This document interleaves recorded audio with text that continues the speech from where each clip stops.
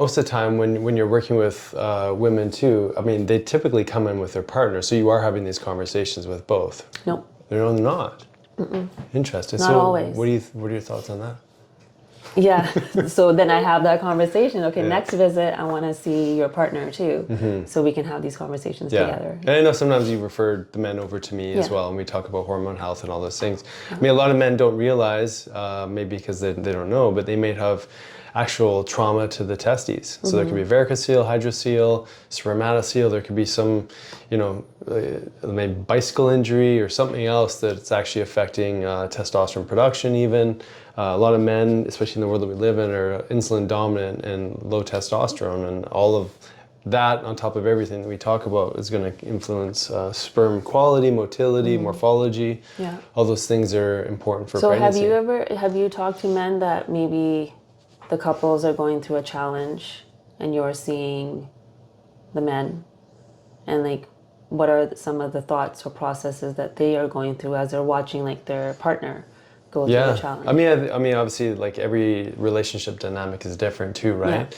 I think like the thing that you're really great at, especially in these couple discussions, is really talking about the underlying stress.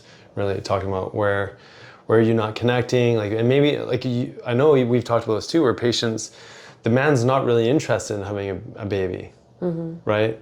Or maybe it's vice versa, but let's take the example, which seems to happen a little bit more often. The man's not. I just didn't ask you.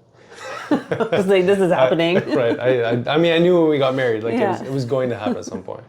But I mean, there's literally, we've had conversations where the man is like not necessarily interested, and they're not really involved, they're not showing up to the visits, they're not, and maybe to their, on their side, maybe they're just busy with work or what have you. But, what's it like for those women who really see the lack of engagement from their partner, a lack of interest, and it does feel like it's on their shoulders? You deflected my question. I did? How?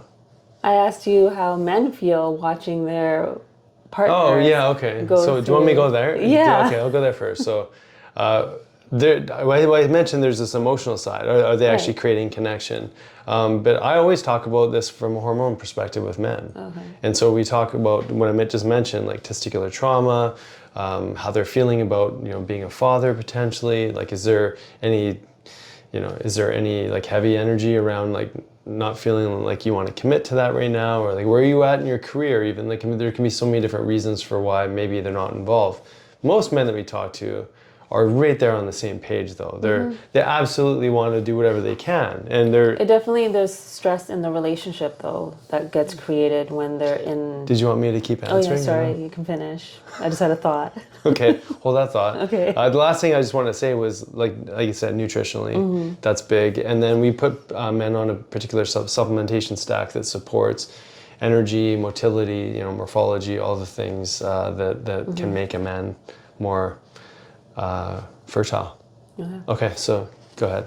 Well, so now to bring them together, something that I've talked to a lot of couples about is just how it changes intimacy for them. Right. Because then the focus becomes so much so around fertility and producing and not actually connecting. Yeah. And so some of the feedback that I have received is that they feel like it's just a job now. Yeah. And they're not actually connecting with one another.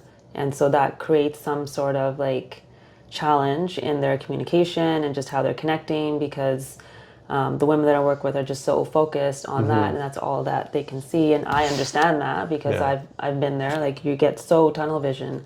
I think that's the only time in life where women are actually really focused on that one thing, and that's all they can think or see at that time, that it's very easy for us too to get lost in that process and not really see that, okay, so maybe there's another person here. There's another person here. It's not fun anymore. It's more like a job. Okay, my LA strip said there's 2 lines here. Let's get this done. Yeah. It's more about that than actually connecting. Yeah, what an interesting time in a couple's life, right?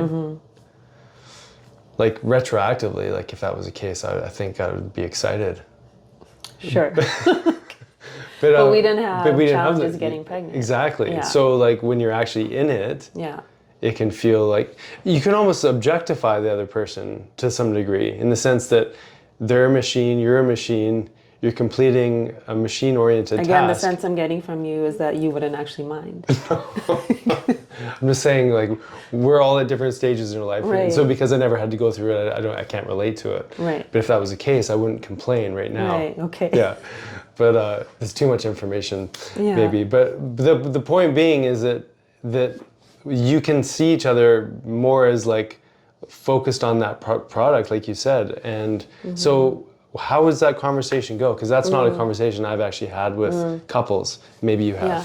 So when I start working with women, I will try to look at the bigger picture, like try to change the intention behind why they're working with me. It's like, yes, the end product hopefully ends up being that you get pregnant, but let's serve your body. Let's serve the relationship. Let's serve this, because what we're doing is we're changing the environment. So a lot of my education around fertility is the environment, and the environment that the egg is in, the mitochondria there, and how do we support it on a cellular level, but then how do we also support it on this macro level to support your nervous system, to support you so you're healthy when you are carrying that baby. And so even when I'm working with pregnant women, like I'm talking to them in that moment, but I'm actually really talking to them about what postpartum is going to look like. So it's the same thing with women that want to conceive. We're talking about conception, but I'm also thinking about when you do get pregnant, because I'm planting that language too. I'm not saying if, I'm like, when you get pregnant, you know, your body has to be in a certain state of health so that you can provide the nutrition for the fetus, but also have enough left for you. So we just change the conversation, and when they're ready to receive that, then all of a sudden there's this like, I can even feel them like exhaling, like, okay, there's like different answers, there's different ways of looking at this, and I'm gonna try my best here and then see what happens. Like there's a real shift in energy all of a sudden of like, them not blaming themselves anymore or in this like state of fear, but like, oh, okay, there is hope, there's other things I can look at, and then we'll see what the next step is. Right.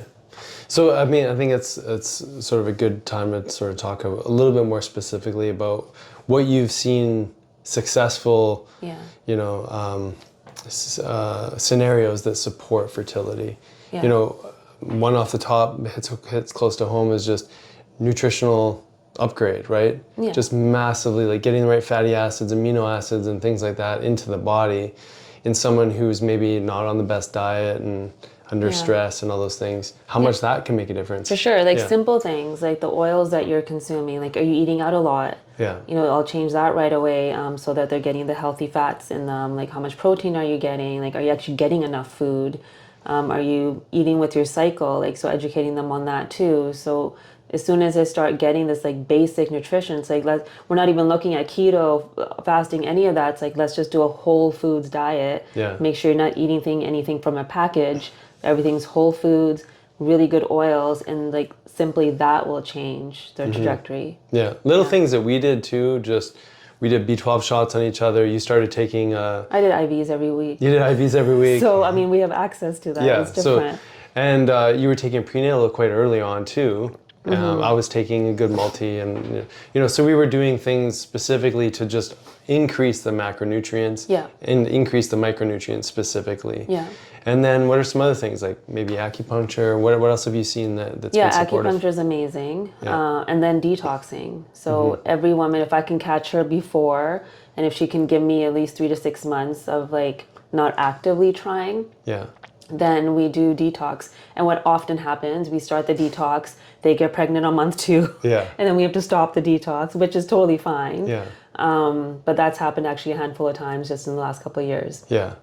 Yeah, so then detox is a huge part of it because we're cleaning the environment. So whatever we can do to clean the environment through nutrition, through taking supplements to detoxify.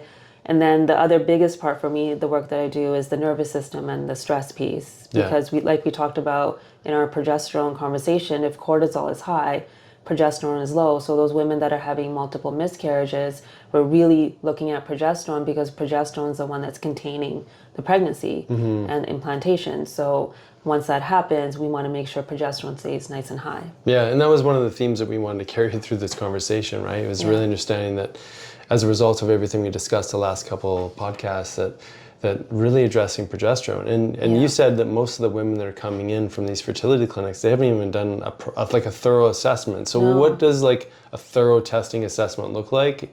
And where's that gap that maybe some of those women are missing? Yeah, so some of them are coming in, they have their AMH done, they'll maybe do their FSH and LH, mostly they will. Thyroid, do they check?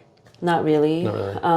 Sometimes Which is a hugely they'll do important one. estradiol, Right. and sometimes they'll do progesterone. So also, I think it probably depends on who they're seeing. But this last patient that I was talking to, they didn't even look at her progesterone. They were looking at it after she started taking the Hormone DHEA therapy, and the hormones. So when I think about thorough testing, for me, it's the Dutch test, so that we can see how your body's actually mobilizing and utilizing all your hormones. A full thyroid panel, so we want to see what your immune system is also doing, because another element that we didn't really speak to with unexplained infertility, sometimes there's immune reactions going on. And there's more studies that have been done in Europe, and in Europe they're using LDN, and we used it on one patient too that really helped support her get pregnant. So what's the long name of LDN? Low dose naltrexone. Yes, that's right. So that's been really helpful. So we want to look at the full thyroid. I want to look at vitamin D. And then in the levels. thyroid, just to say, like, you're specifically looking at autoimmune markers. Autoimmune markers, yeah. Exactly. Vitamin D levels. I'm looking at C-reactive protein. I'm looking at homocysteine. So then we're looking at their B6, B12, Glutathione. folic acid, glutathione. So we're doing lots of testing to see what could be supported more, so that we're creating that optimal environment. Other tests that I'll do is like heavy metal testing, organic acid testing to see their mitochondria health, because we have way more mitochondria in the ovaries than anywhere else in the body. Yeah, the NutriVal test is actually great too, because it looks at mitochondrial health, organic acids, micronutrient, macronutrient deficiencies, toxicity screen. So there's a lot of things that are available to women, and most women and men, couples that come in, they have no idea that all these things are available to them. And so then if they get stamped with that infertile or low chances of fertility, that can be really overwhelming. Yeah, so my hope is before you go to a fertility clinic, and I know there's been lots of success stories with tons. fertility clinics, many, and so I'm not bashing fertility clinics, but I just think there's missing links, especially with the unexplained infertility. So try these things before, like, really try to understand your body, so that there are more answers than just taking those hormones. Yeah, definitely. Yeah.